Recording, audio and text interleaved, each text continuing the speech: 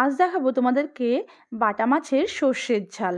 তার জন্য দেখো বাটা মাছগুলোকে নুন, হলুদ আর লঙ্কার গুঁড়ো দিয়ে ভালো করে আমি মাখিয়ে নিলাম। আধা ঘন্টা রেখে দিয়েছিলাম। জ্যান্ত মাছ সঙ্গে সঙ্গে করলে কড়ায় আটকে যাওয়ার একটা ভয় থাকে।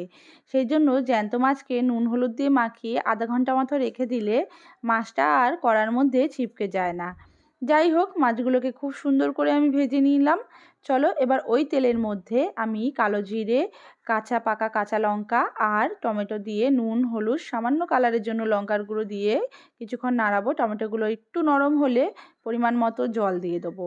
তার উপর দিয়ে দেবো বেটে রাখা সর্ষেটা, যাতে ঝাঁঝটা থাকে। জলটা একটু ফুটে গেলে বাটা মাছগুলো ওপর থেকে সাজিয়ে আমি কিছুক্ষণের জন্য ঢেকে রাখবো। ঢাকনাটা খুলে যখন একটু জলটা শুকিয়ে যাবে, তার ওপর কাঁচা সর্ষের তেল দিয়ে নামিয়ে দেবো। কেমন লাগলো জানিও কিন্তু। ভালো লেগে থাকলে চ্যানেলটাকে সাবস্ক্রাইব করে আমার পাশে থেকো।